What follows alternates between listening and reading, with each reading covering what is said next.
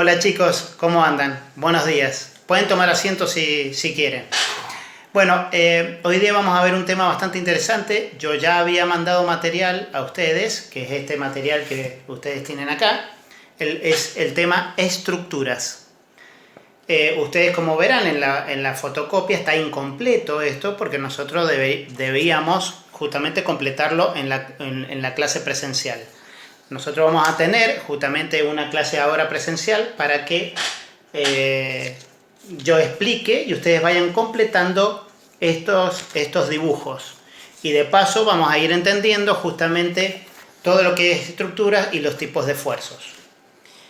Primero que nada vamos a empezar hablando obviamente, de qué es lo que es una estructura. Una estructura, si ustedes leen ahí, en realidad es un conjunto de elementos. Esos elementos son un conjunto de elementos que están unidos de una manera que puede soportar no solamente el peso de la estructura, sino además esfuerzos externos. Los esfuerzos son justamente el mismo peso de la estructura. Tenemos, por ejemplo, si hay vientos laterales, si este elemento, por ejemplo, es sometido a un temblor, está sometido a distintos tipos de esfuerzos. Esos esfuerzos son los que nosotros tenemos que ir viendo, de ir razonando, y ir estudiando cómo justamente esos esfuerzos actúan en esta estructura, o en cualquier, en realidad, estructura.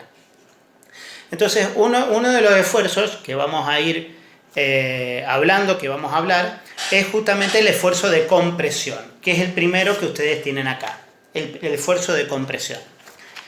El esfuerzo de compresión es bastante sencillo porque es cuando un elemento es sometido a una carga de arriba abajo y de abajo arriba. O sea, son dos fuerzas iguales y opuestas entre sí que intentan aplastar o comprimir un elemento.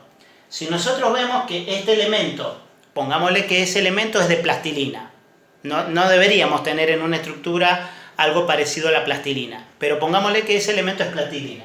Si nosotros lo sometemos a un esfuerzo con dos fuerzas encontradas, vamos a ver que ese elemento se hace más chiquitito, más rechoncho, y las líneas se van justamente comprimiendo, esas líneas van juntándose.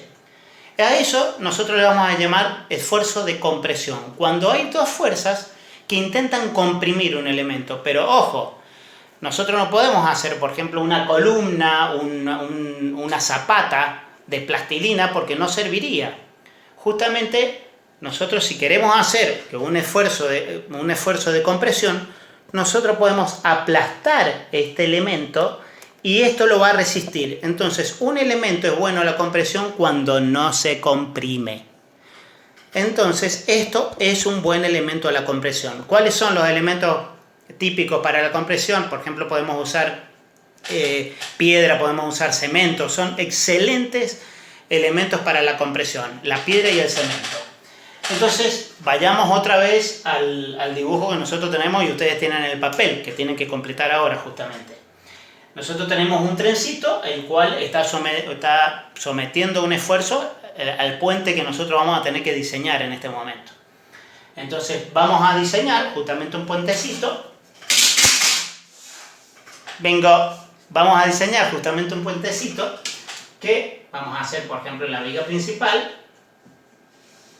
Vamos a hacer la viga principal y vamos a hacer una columna en este lugar. A la columna le vamos a hacer una zapata, que es la parte de abajo, y justamente la vamos a llenar de piedra, por ejemplo. Y toda la columna va a estar hecha de piedra. Como la piedra y el cemento son muy buenos a la compresión, este elemento va a estar sometido a la compresión. Y va a ser muy bueno porque justamente toda la carga, el peso del trencito va a estar justamente dirigido hacia mi columna. De esa manera yo voy a disipar todo esos esfuerzos sobre la tierra. ¿Por qué la zapata normalmente se hace más grande? Porque justamente viene la palabra zapata, viene de zapato justamente. Nosotros si vemos una pierna nuestra, vemos que termina más ancha la pierna nuestra que en un pie termina, y justamente eso sirve para que no nos hundamos en cualquier terreno. Entonces, pues, si estamos en la arena y tenemos las piernas que son finitas y puntiagudas, nos hundiríamos cada vez que caminamos en la tierra. Entonces no, tenemos un pie. Ese pie es el que se replica justamente acá.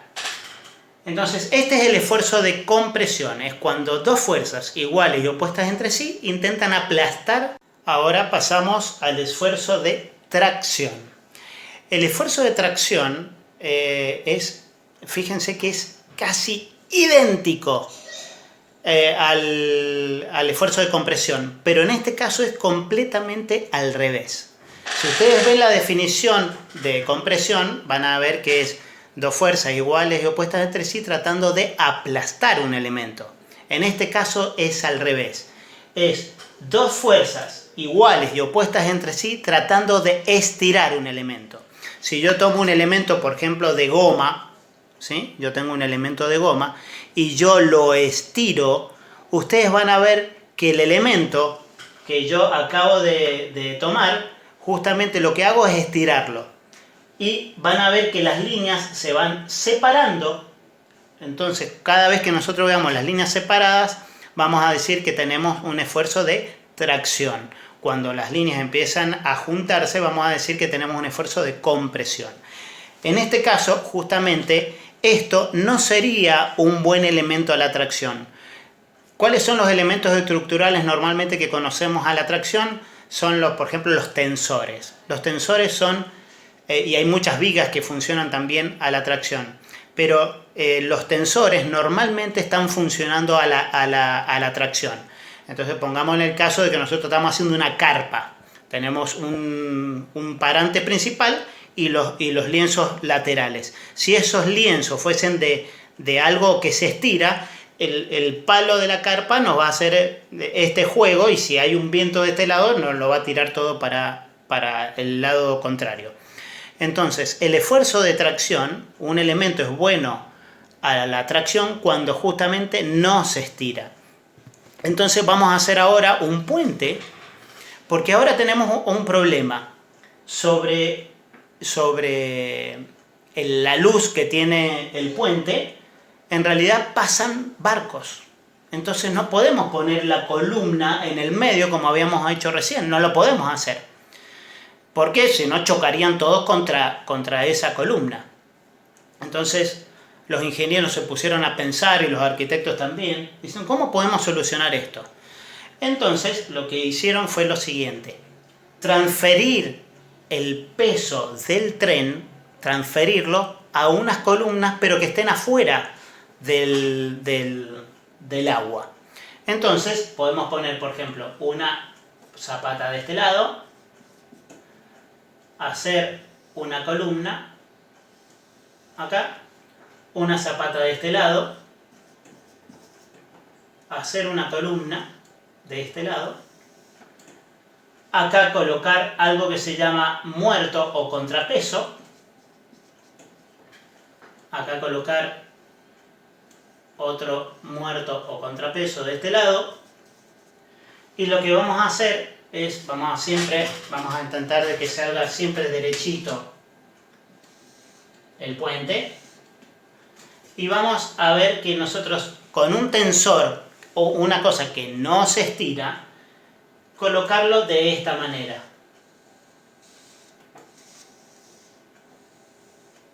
Entonces nosotros podemos colgar toda la viga del puente, la podemos colgar de nuestro tensor. Entonces, este tensor está siempre sometido a la tracción. Está sometido a la tracción.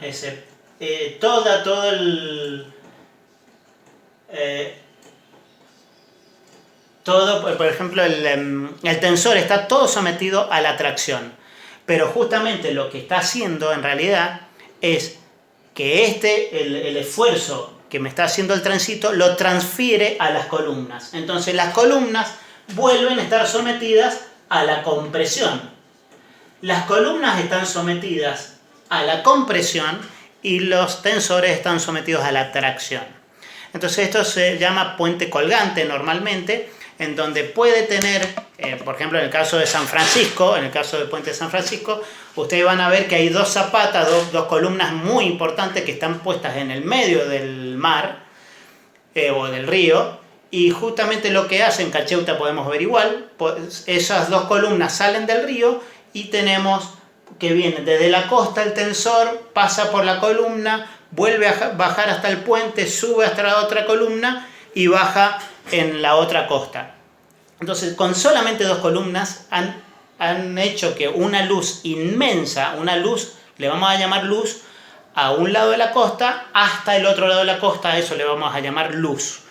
Justamente con un puente colgante podemos hacer una gran luz y justamente lo que hacemos es transferir todo el esfuerzo que vamos a tener gracias a la tracción, la vamos a transferir a las columnas que están en ambos costados, ¿sí? Entonces a esto le vamos a llamar esfuerzo de tracción. Bueno, ahora pasamos al esfuerzo de flexión. El esfuerzo de flexión es justamente una combinación de los dos esfuerzos que acabamos de hablar. Ahora vamos a ver por qué este esfuerzo que estamos hablando ahora es una combinación de compresión y de tracción. Primero vamos a ver cómo funciona un elemento que está sometido a la flexión. Nosotros tenemos dos puntos, que son estos dos puntos, y tenemos un elemento, vamos a separarlo un poquitito más, un elemento que lo vamos a someter a una carga lateral, ¿sí? Este elemento, que es una regla, nosotros lo vamos a someter a una carga lateral. Le vamos a poner una pinza, por ejemplo, para ver cómo actúa, y ahí ustedes ven cómo justamente se flexiona esa regla, porque tiene carga lateral, ¿sí? Es muy importante que vean que hay una carga lateral de un objeto que es longilíneo normalmente. Pero miren esto porque es un acto de magia. Ustedes ven que yo voy a sostener la pinza ahí para que no se caiga. Ustedes ven que este elemento está flexionado. Pero fíjense que sin cambiar el elemento, sin cambiarlo, voy a colocarlo de esta manera solamente y voy a apoyar la misma pinza sobre la misma regla. Y van a ver que no flexiona, ¿sí? Es muy importante cuando ustedes tengan una viga, ustedes van a ver que de esta manera este elemento flexiona, pero de esta manera, o sea, teniendo algo bien grueso, el mismo elemento pero más alto, ¿sí? No va a flexionar. Eso es muy importante porque justamente es un gran ahorro de materiales. Justamente cuando ustedes tienen una madera, por ejemplo, que puede ser las viguetas esas que ustedes tienen de madera en la casa, los que se ven los techos, y van a ver que justamente las maderitas están paradas para que justamente no flexione. Entonces ahora vamos a hablar del esfuerzo de flexión. El esfuerzo de flexión se ve cuando justamente un elemento longilíneo es sometido a una carga lateral. Y lo que intenta hacer justamente la flexión es intentar curvar ese elemento. Ahora, ¿por qué decimos que es un esfuerzo combinado? Porque si ustedes se ponen a ver, las lineecitas del lado de arriba se han comprimido, se han ido hacia adentro, ¿sí? Se han comprimido, mientras que las mismas líneas, pero del lado de abajo, se han traccionado. Entonces a este le vamos a decir que es un esfuerzo combinado, al esfuerzo de flexión es un esfuerzo combinado. Ahora, ustedes vieron que recién teníamos un barquito también, igual a este que voy a dibujar. Teníamos un barquito y ese barquito tenía que pasar tenía que pasar por abajo del puente y no nos dejaba lugar para que nosotros tengamos la posibilidad de que pase abajo un barquito. Entonces, ¿cómo podemos hacer? Porque los laterales ya no lo vamos a ocupar, porque no es firme o porque no dan las condiciones para hacer justamente el puente colgante que hicimos recién. Entonces, ¿qué podemos hacer? nosotros podemos usar un elemento que puede ser metálico, normalmente es metálico justamente, y lo flexionamos, o sea, pongámosle que nosotros tenemos acá arriba el trencito, ¿sí? Entonces lo ponemos y este elemento se flexiona. Pero si nosotros le damos vuelta a ese elemento, nosotros podemos lograr que este elemento, así como lo estoy sosteniendo, cuando yo le pongo una carga, si yo pudiese que alguien me ponga acá la carga, vos me podés poner acá una pinza arriba para poder demostrarte que justamente no se vuelve a flexionar porque lo que intenta hacer es enderezarse. Entonces, si nosotros hacemos lo mismo, pero en un puente, nosotros logramos que un puente puede ser de esta manera. Un puente puede ser, vamos a hacerlo con la linecita, así no sale derechito. Ustedes acuérdense que tienen que completar esto, tienen que completarlo como lo estoy completando, con las flechitas y todo. Entonces acá podemos tener justamente una estructura, vamos a hacer de esta manera. Y nosotros tenemos, este puente es muy interesante, porque fíjense que el trencito está haciendo peso sobre la viga que ya está flexionada. Entonces, lo que intenta hacer esa viga es enderezarse. O sea, que mientras más peso tenga ahí, más se va a clavar a los laterales. Y de esa manera va a hacer que sea un puente muy sólido, a pesar de que justamente estamos usando poco material. Porque si ustedes se están poniendo a ver, nosotros podríamos haber tranquilamente usado todo ese ancho lo podríamos haber usado poniendo una madera así de gruesa, por ejemplo. Pero no servía de mucho. En cambio, nosotros ahorramos material. Todo este espacio es un ahorro de material. Entonces lo que hemos puesto es una viga que ya está flexionada a propósito para que cuando yo la intente enderezar se clave a los laterales y sea un puente muy estable este que tenemos acá. Se llama, muy probablemente alguno lo conozca, se llama arco medio punto, se llama esto. Y lo que hace es intentar justamente clavarse en los laterales. Este es justamente la flexión. Bueno, el esfuerzo que vamos a ver ahora se llama pandeo. Este esfuerzo es muy embromado. Y vamos a decir por qué. Recién cuando habíamos hecho el de flexión, vamos a hacer otra vez la prueba de flexión, vamos a colocar este elemento acá y nosotros le colocamos esta pinza y si nosotros queremos que este elemento se rompa, vamos a agregar y le colocamos otra pinza. ¿Sí? No se parte, pero si nosotros queremos que se parta, tenemos que volver a ponerle carga lateral para que se flexione lo suficiente para partirse. Pero este aquí, que cuando nosotros hablamos de pandeo, el asunto se complica, porque es el siguiente. Porque mucha gente se confunde el pandeo con la flexión. ¿Y por qué se confunde? Por el siguiente ejemplo. Si yo a este elemento longilíneo, a este elemento finito y largo, yo le pongo compresión, van a ver lo que sucede con el elemento. Miren cómo se pandea, Parece que se flexionara, pero en realidad se pandea. ¿Por qué? ¿Qué es lo que le está pasando? Este elemento está sometido a un exceso de compresión. Entonces, lo que hace, esto se llama deformación progresiva. Pongámosle que nosotros tenemos un peso acá y no se pandea para nada. Luego le pongo otro peso y se pandeó un poquitito. No hace falta agregarle más peso. Simplemente hace falta esperar hasta que esto se vaya deformando más, hasta que crack, tenga dos reglas en lugar de una sola. Entonces, este elemento justamente se está pandeando.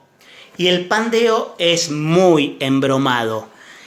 Porque el pandeo, como justamente es de formación progresiva, se rompe cada vez que un elemento, por ejemplo, si ustedes están en un lugar normal y ven que una columna empieza a pandearse, mi consejo es corran, porque esto es algo realmente que se va a caer de todas maneras, aunque no hace falta cargarlo más, simplemente se va a romper. Ahora bien, los ingenieros y los arquitectos se las han ingeniado para usar el pandeo como elemento constructivo y para ahorrar material. Miren lo que han hecho los ingenieros y los arquitectos. Volvamos, ahora no hay ningún problema, ahora no pasa ningún barquito por ahí, no hay ningún problema. Entonces vamos a volver a hacer una zapata acá abajo, como lo habíamos hecho en la compresión. Una zapata bien firme.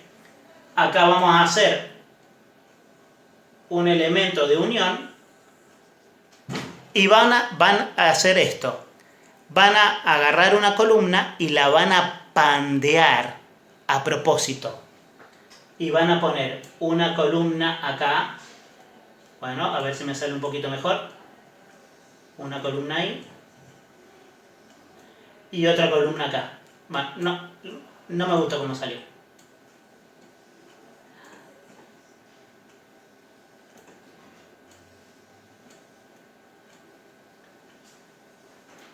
¿Qué es lo que está sucediendo acá? Si nosotros vemos este elemento que está sometido a la compresión, estamos viendo de que justamente son dos fuerzas iguales o opuestas entre sí, tratando de aplastar un elemento. Pero ese elemento, cuando uno lo va aplastando, resulta que se empieza a curvar. Aparece una fuerza invisible que intenta justamente flexionar ese elemento.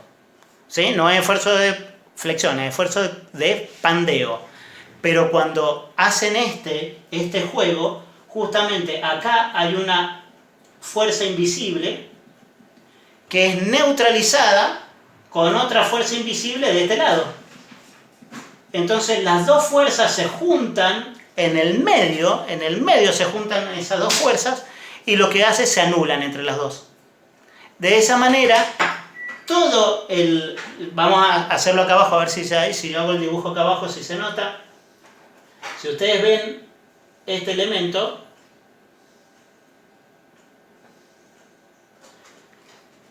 lo que hace es ahorrarme todo el material que yo voy a rayar. Si ustedes vamos a hacer un rectángulo acá, un rectángulo, todo esto me lo ahorro, todo este material me lo ahorro, todo este material también y todo este material también.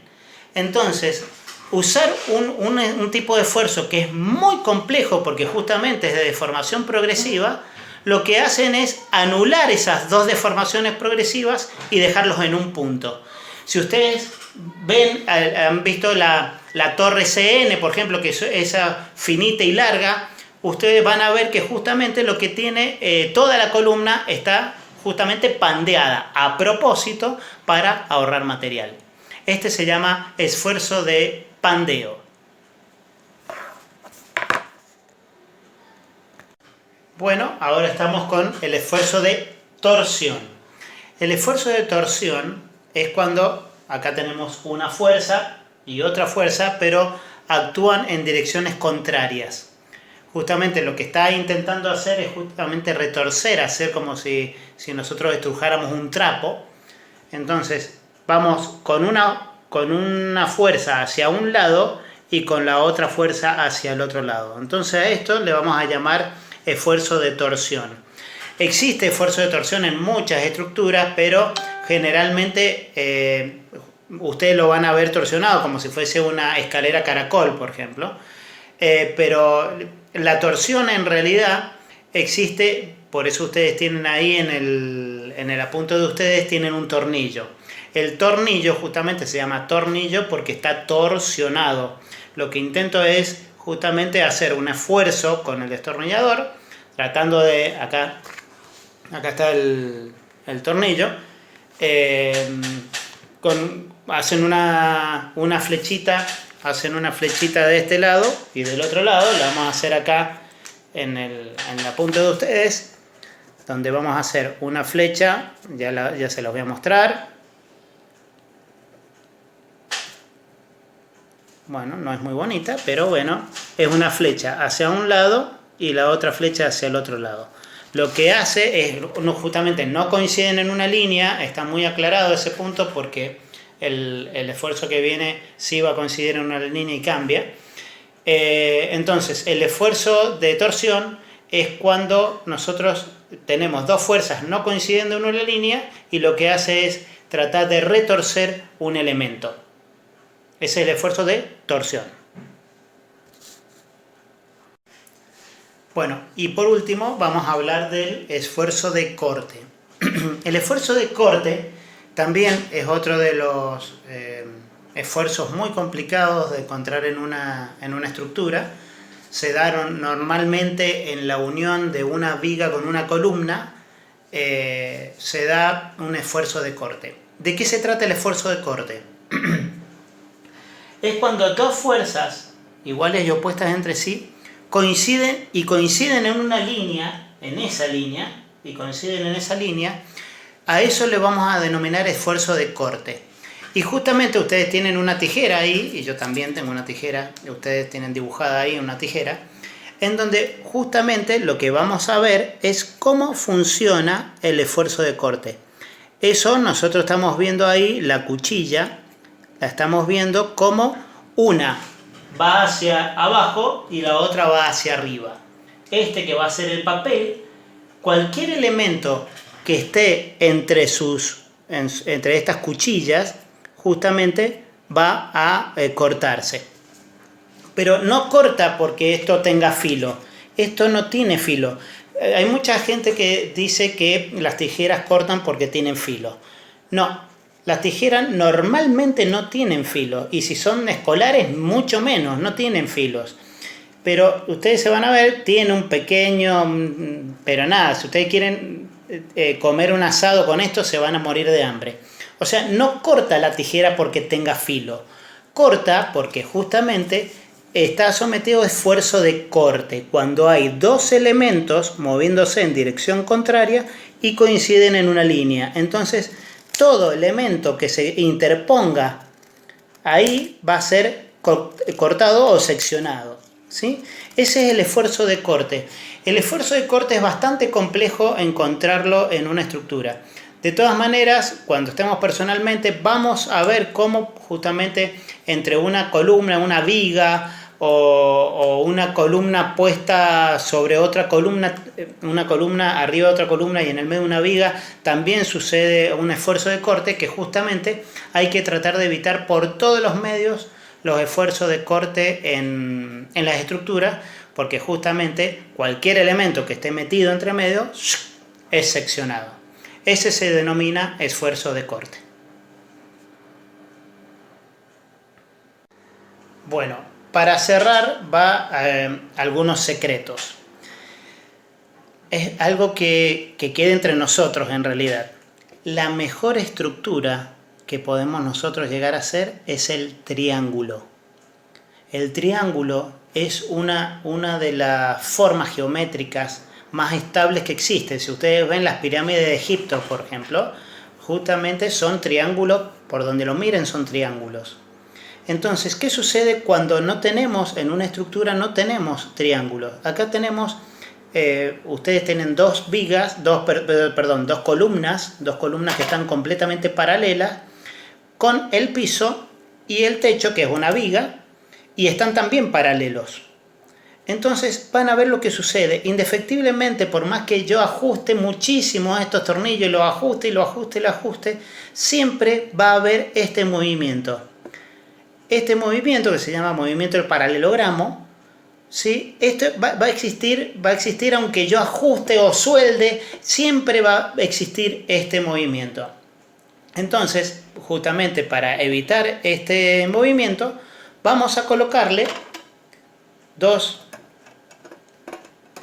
vigas cruzadas.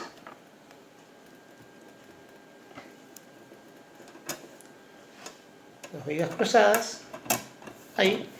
Y ahí van a ver que justamente ese movimiento que normalmente teníamos ya desaparece, ¿sí? Ya estoy haciendo fuerza hacia allá y ya no se mueve porque, bueno, no tengo bien firme acá abajo, pero no se mueve como antes, ¿sí? Puede suceder que tenga estas dos X, ustedes lo van a ver en muchas estructuras, estas dos X, o puede ser también que ustedes coloquen algo que se denomina escuadras normalmente. Lo pueden encontrar en forma de triángulo o este cuadradito, lo ponen acá.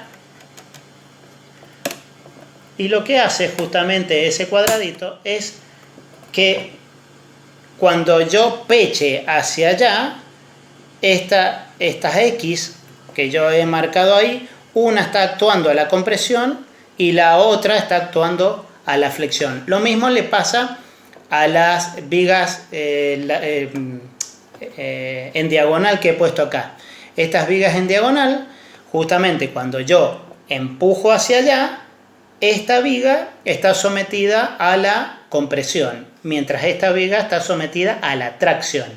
Lo mismo sucede cuando yo coloco este tipo de escuadras. Acá abajo puedo colocar otra también, y entonces ya establezco una estructura mucho más estable.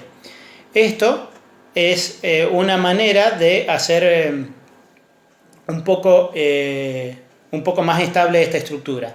Pero el secreto no está en hacer este tipo de estructura en realidad. El secreto está en hacer estructuras cuyos triángulos queden ocultos.